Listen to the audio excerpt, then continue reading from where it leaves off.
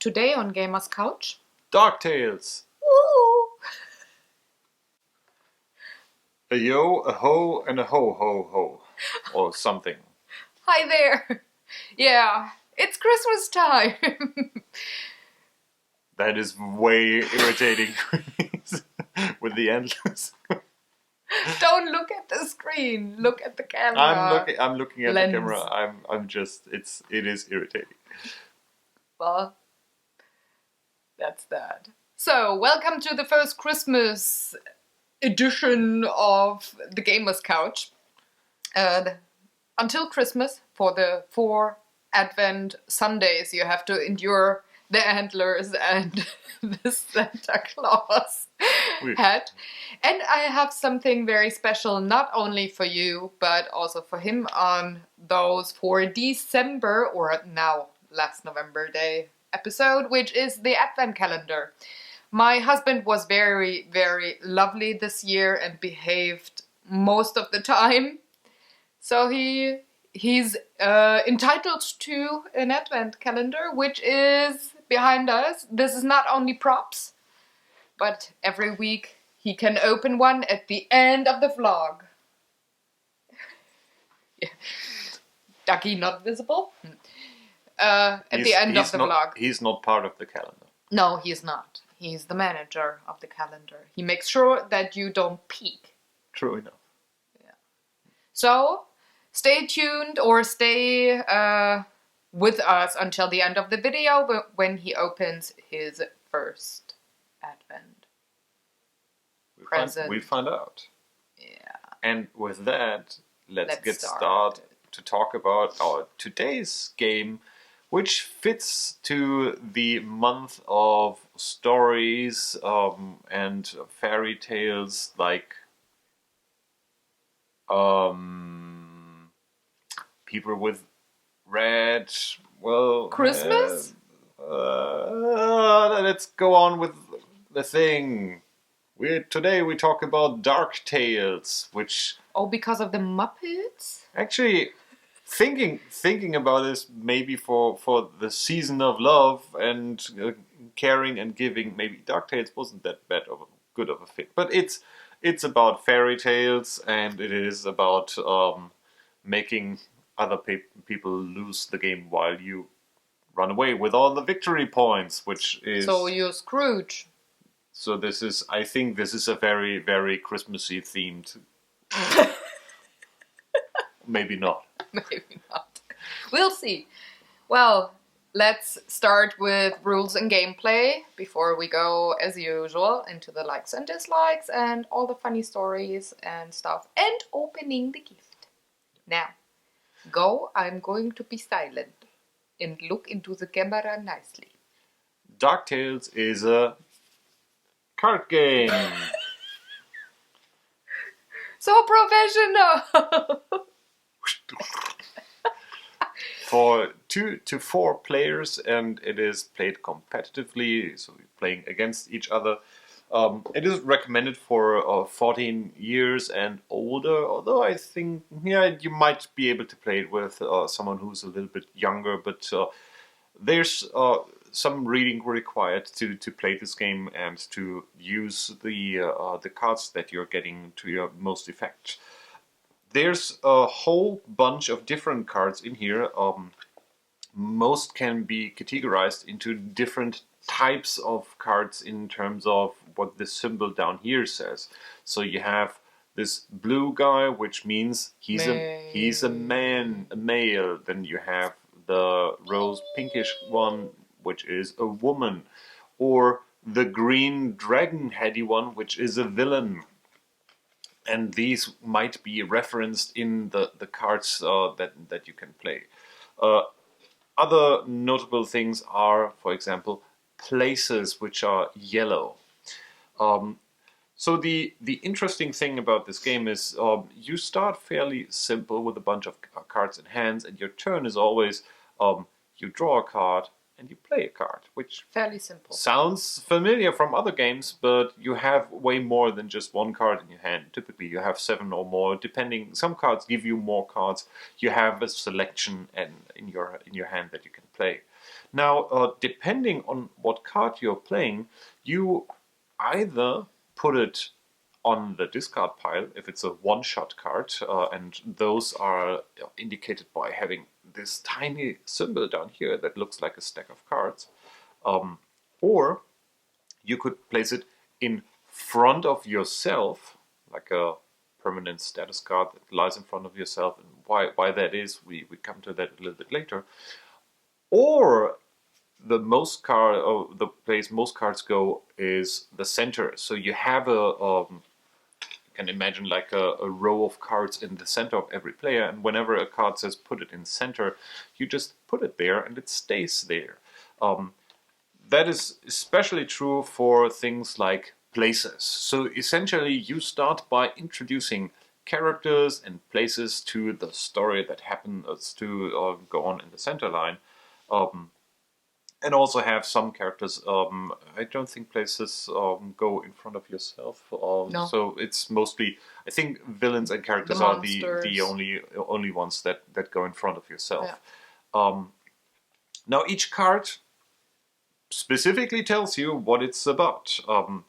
Let's say you're playing the princess, which says take one male in play and add it to your hand. And that male can be from wherever in play. So it could be from the center row, or if it's a male that is in front of someone else, you can just take it away from them and pick it in your hand. If you play this card, you also get 2 victory points. So each card has a number up here that says how many victory points it's worth, and at the end of the game, the one with the most victory points wins.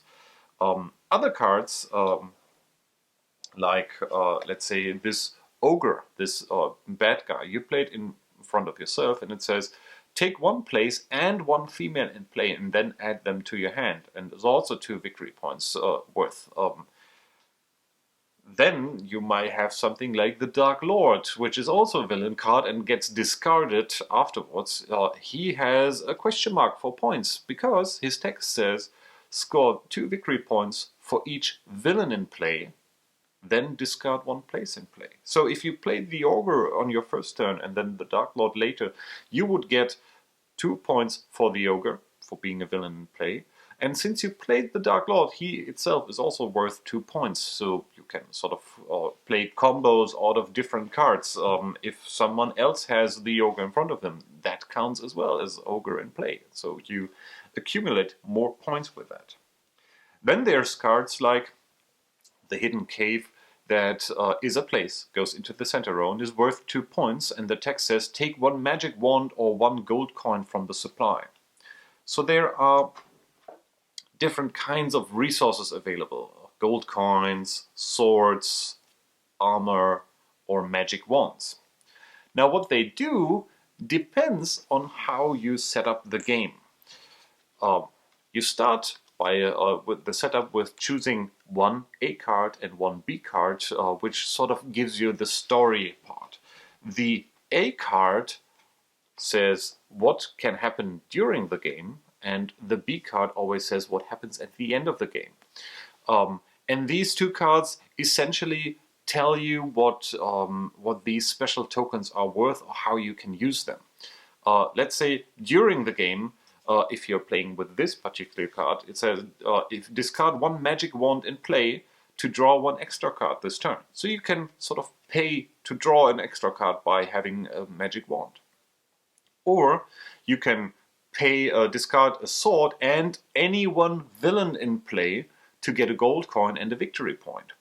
Now this can also be a villain in front of someone else. So you could sort of attack them by taking away a villain that is in front of them by paying a sword, and also get money for that and some victory points. Or another thing on this is if you have a monster in play, discard 1 armor to force each player to either discard 1 card or 1 victory point. Take all of these discarded victory points. So that means you have to discard an armor and need to have a monster in play, but this time you yourself have to have a monster in play to force everybody else to lose a card or to lose victory points. Now, as the game progresses, the card stack will run out eventually, and whenever the point, or you get to the point where someone does not have any cards in his hand, and he starts the turn, that is the last round for everybody to go on, and afterwards you run everything that is on the B card that says at the end of the game. And in this case it says score 3 victory points for each sword plus villain or sword plus male pair you hold in your hand. So you can then decide during the game, do you want to spend the swords to attack the villain card someone else has played to sort of have them discard cards and limit their choices, or to gather more points, or do you want to keep them and then score big at the end of the game? Also, this one says, rank the players according to the sum of their cards in hand and gold coins. The first player scores 10 victory points, the second 5, and so on. So this specifically says, in this scenario, gold coins are not worth much during the game, but they become very important at the end of the game and can score you up to 10 points, which is nothing to sneeze at. I think the games we played, we ended up with 3 and 4 players and in the 70-80 point mark. Yeah. So 10 points can be a game changer in that regard. Definitely. The nice thing is they're different A and B cards, and you can combine them in any way or fashion you want. There's no real setup that you have to follow through. And I would say they roughly resemble things from, literally fairy tales and stories, where you have something like you can slay the dragon with this card and get points for that, or you can gear up and get more armor to, get more cards, or do something other interesting, or discard an armor to prevent damage and so on. But these tokens don't have a set mechanic behind them. It all depends on what's displayed on these cards, which makes it very flexible. I would even go so far to say that these are the sort of most important rules to the game. Everything else is literally just you draw a card, you play a card, and obviously what's written on the cards. But this is, so to speak, what defines the overall strategic decisions you want to make during the game, and actually tells you how to gain points apart from playing cards. There's also cards that refer to other cards in terms of status. For example, there's these event cards, the day card and the night card, and one of these is always out.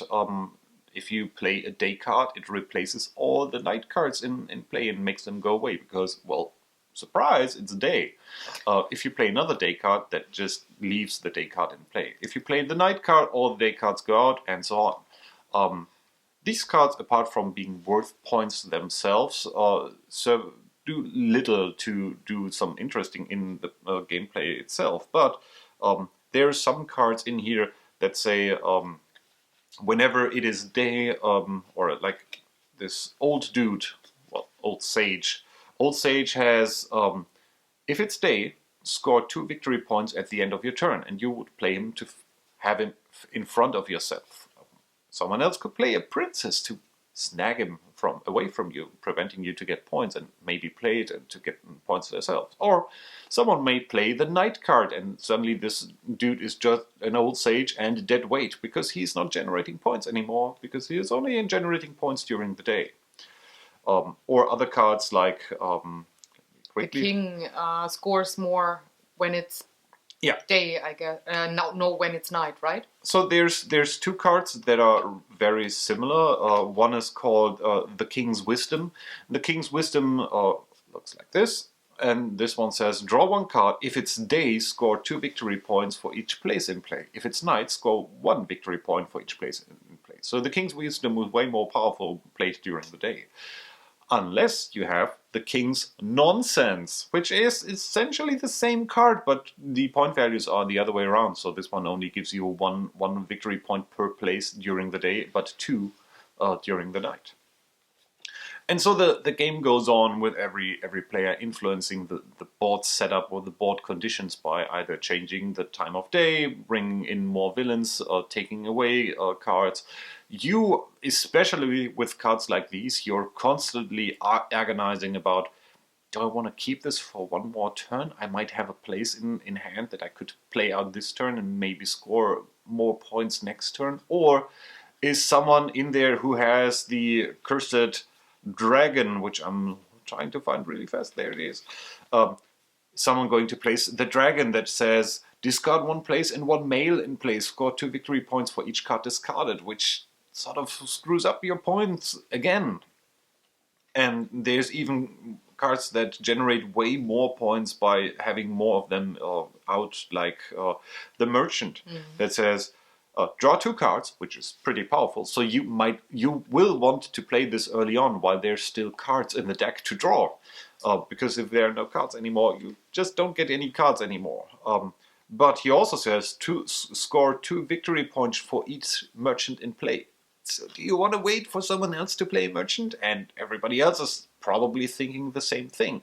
Or do you want to wait? But if you wait too long, maybe you don't get to draw 2 cards.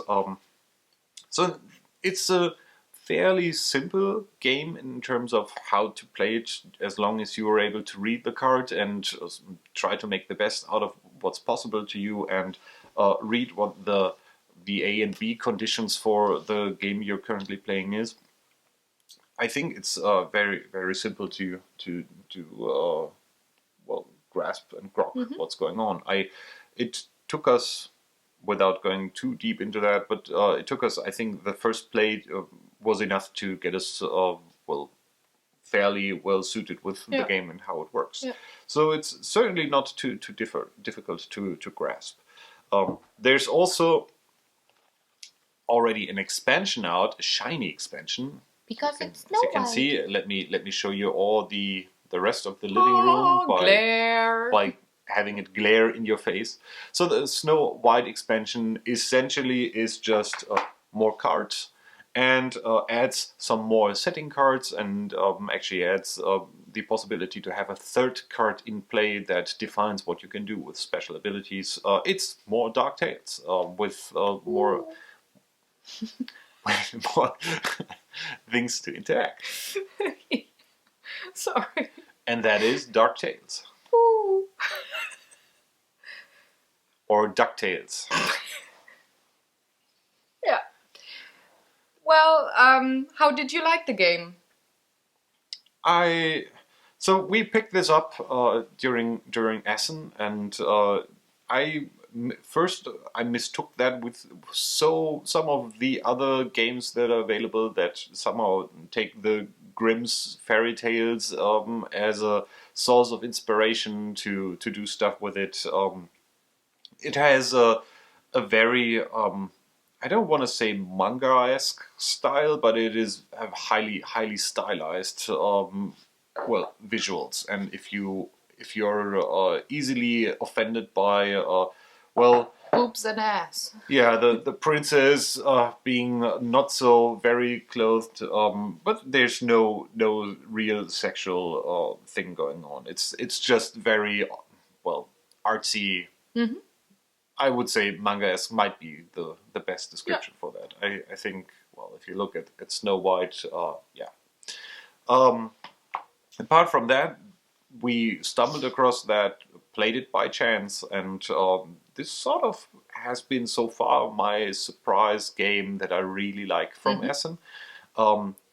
It seems to be very thematic at first glance due to the artwork and the theme it's supposed to have, but it's a quite fairly strategic card game, and I found myself not to care that much about the theme anymore while playing the game, because it sort of boils down to, if you play this now, I have this, could you have that in hand, and let's find out.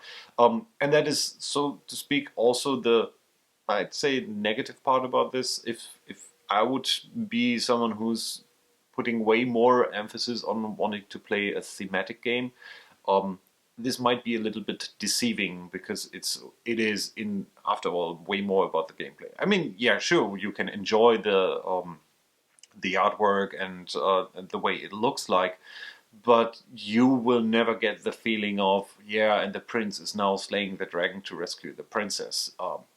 What you will probably do is, I play the prince because I need to get that sword, and that sword gives me 10 victory points at the end of the game, unless he has a dragon or anything else that is able to remove a place, and then he... So that is, at least for me, what stayed from the game. But nonetheless, it is really interesting to play. I would say this plays nicely with 2 to 4 in any configuration. Obviously, you have a way more things by chance happening playing with 4 people in regards to having 2 people play. And if you're playing with just 2 people, at some point you start to know what the cards of the other person are. For example, if the deck has run out and you have a merchant in hand and you have only seen 1 merchant so far, you pretty much know that the other player has all the other merchants in hand, because how else could they do? And as I said, I really like the strategic aspect, the considerations in there. I don't want to compare every card game to Love Letter or the likes, but it is similar in terms of the card tells you what to do with it, and here it feels like a long form version of a game like Love Letter, where you not only play from turn to turn, but you also try to antagonize what is going on for the next 2 or 3 turns, and have to influence that what you're going to play now, which is, at least for me, just the perfect amount of thinkiness to put into a card game without getting too overwhelming. Yeah. So that's my 2 cents.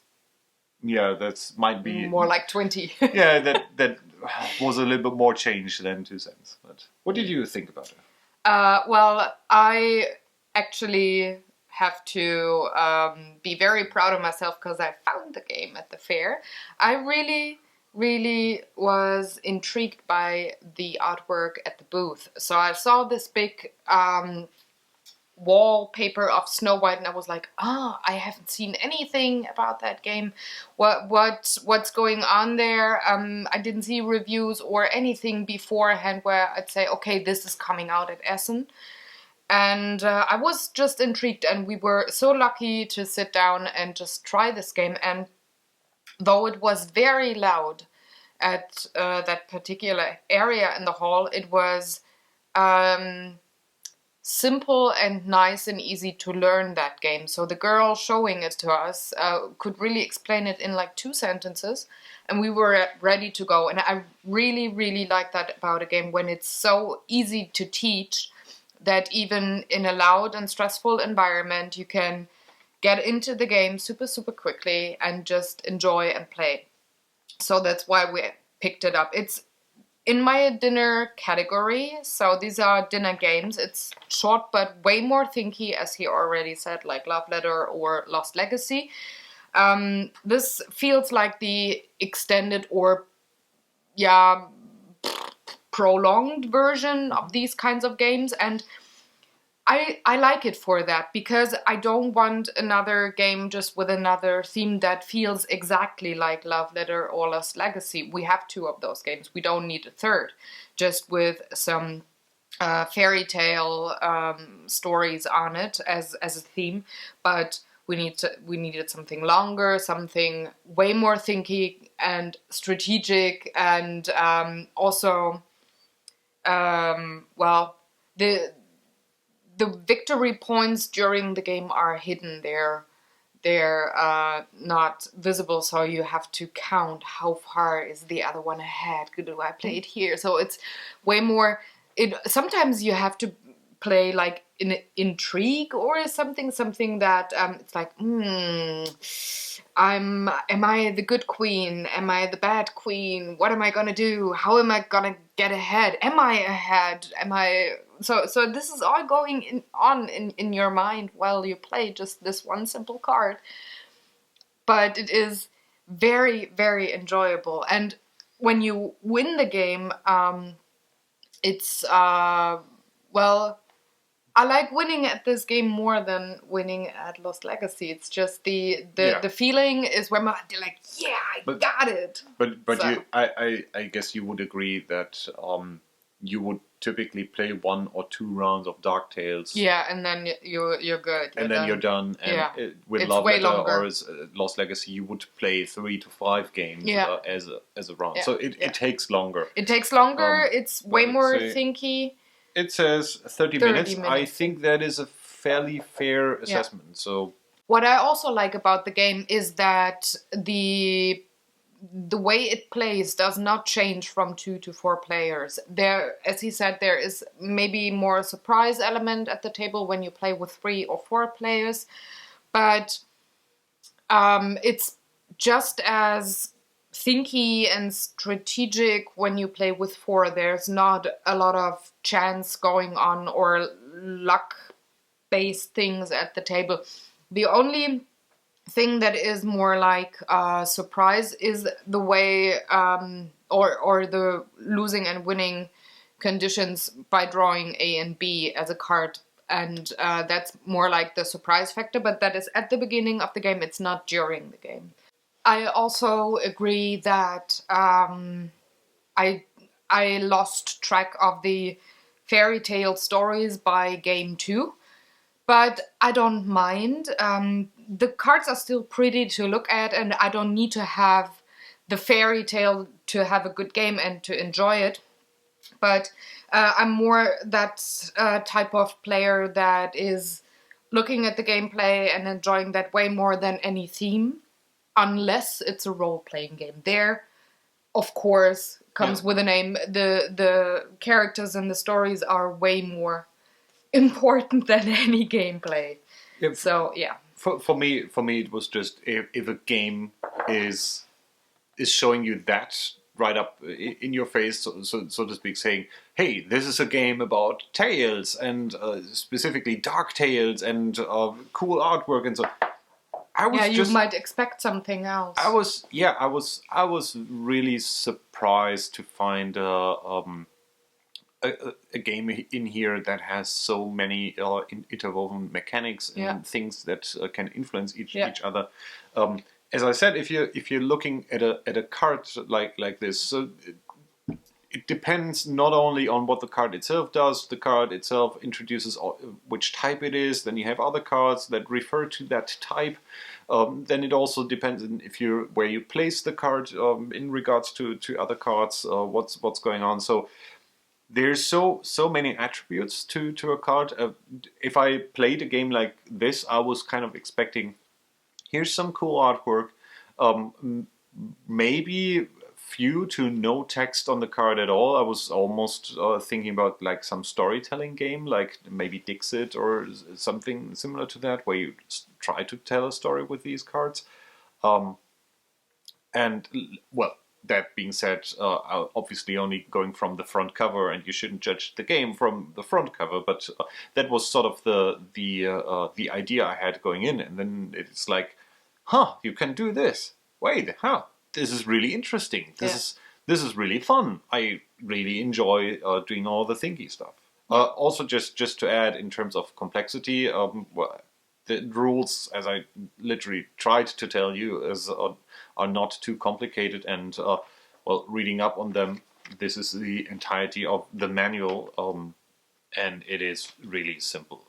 As I said, we explained this game in a few minutes to almost everyone, and it is one of those games you just you start to play and everything falls into place while playing and explaining what each card is doing. So on a scale from 1 to awesome, how much do you like it? This gets for me all the 7 dwarfs. 7 dwarfs. Even happy? Out of 1 princess. Oh, don't give me that mental picture. Ooh. Oh, gosh. Wow. Not good.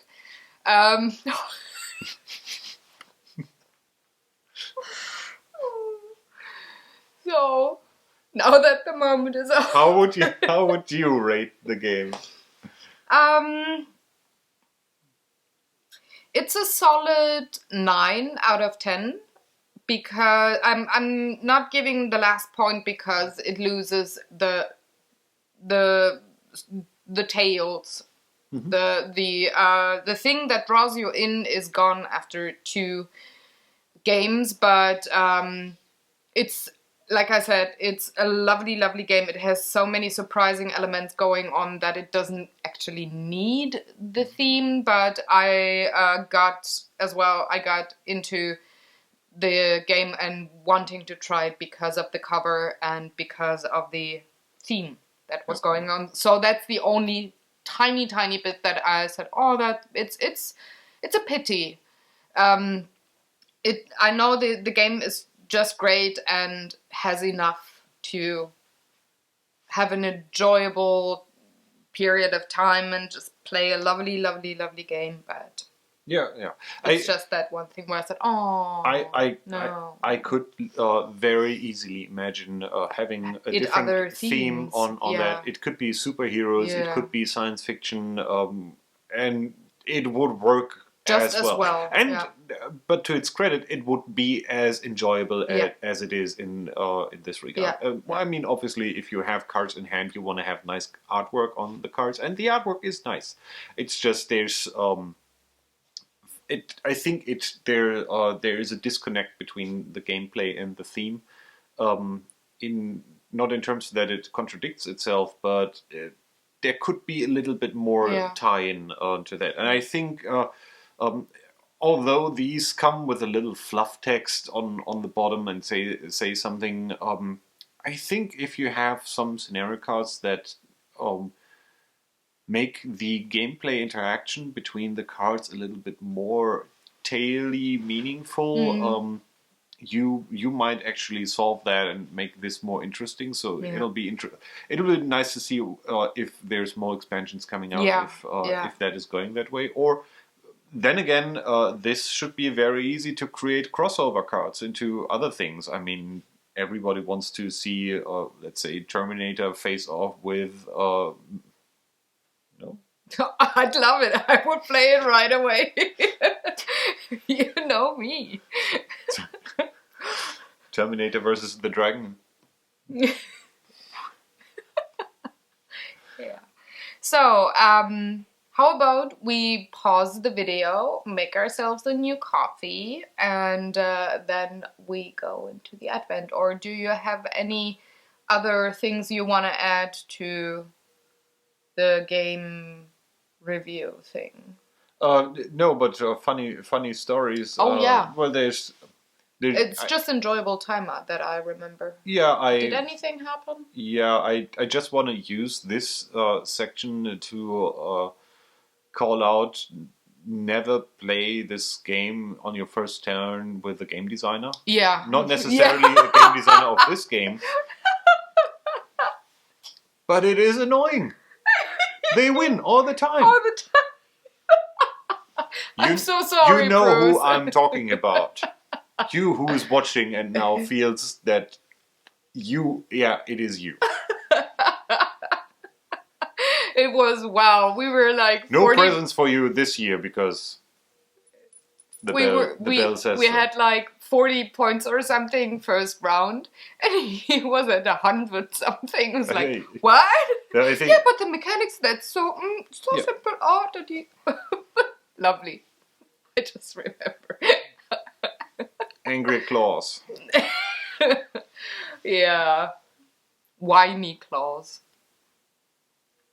So how about my idea with the coffee and the thing and the pausing the video? Sure, I still have coffee. I don't. Oh, too bad. Well then, I don't get coffee. Well then, see you later. Good day, I guess. Or good night. Good night. We're back. And it just took a nanosecond. Hours. Now we have coffee reloaded cups. Thanks to the magic of editing. Yeah. We're back with hot coffee. Yeah. So, as I said, it's not only his advent calendar, it's yours as well, because we're, of course, going to play the games and going to Wait, there's games? Review them. Yeah, why would you say, why would I say, we'd open them on Gamer's Couch? I thought you were clever. I thought it was booze. No. Computer says no. No. Like the crazy drunk uncle that everybody seems to find in their family. To sneeze. Gesundheit! Now I don't. Damn. So let's start German with... for well-being, healthiness, and no sneezing. Yeah, it stops sneezing before it happens. So let's start with week 1. Because I know in what order they have to be opened. It seems to be quite resistant to tearing it open, so... Yeah, but... There's... Oh, there's a knot! I tied bows! There's a knot, so this might only if... Well, you probably do not know me, or if you know me, then you know that I really like unknotting things the proper way there, so there's no way that we are allowed to cut this open. But no, this no is cutting. Fairly easy. Yeah. This one also has to be open? Yeah. The one with the Santa and the reindeer.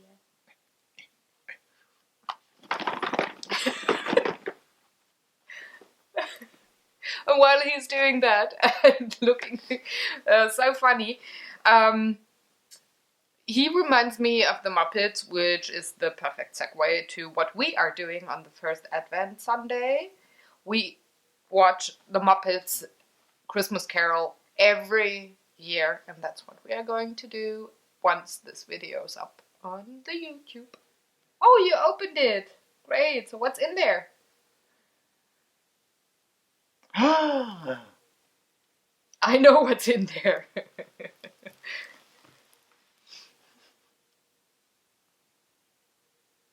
Now it's very upside down. Now it's suddenly very, very, very, very appropriate that I said Gesundheit, because we are now curing things.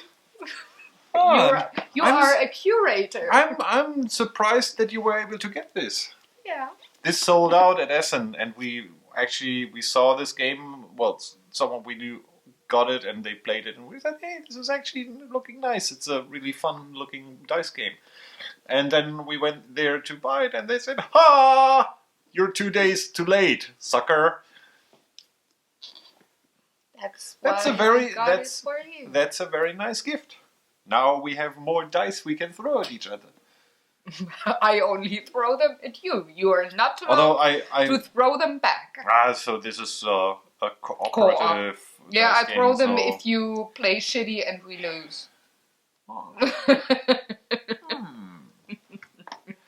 Well, guess what we're going to do after dinner tonight? Right, watching the Muppets. No, that's before. Okay. So this is the cure to eating too many cookies during... Yeah, I made paleo Christmas cookies this morning so that he has some cookies with the Muppets. Custom dice!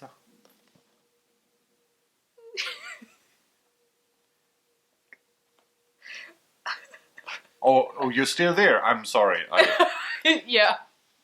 Guess what?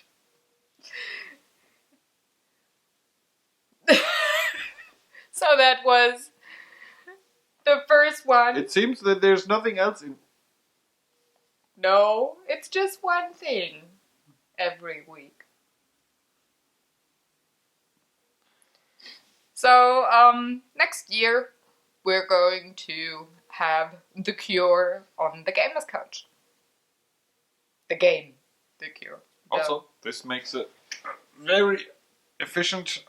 But there's the smaller one. He fits in here better. Don't strangle him. I don't strangle him.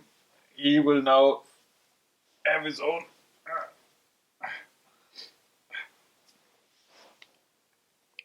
Don't ask. Christmas duck. Yeah. But not on a plate. So, He would be vegetarian if there would not be cows or pigs on this planet. What? What are you talking about? If ducks were the only animal that humans could eat, you would be a vegetarian. You wouldn't eat duck. That's not as true as it seems to be. I'm so sorry, Anton. Anyways, we're gonna go now. We have stuff to do. And I knew it. We're going to see you next week on the Gamers Couch. Again, antlers, Santa, all of that. Have a very good week. Enjoy the first week of the Advent time. No singing, please. I'm terribly sorry. Let me cover the microphone for you.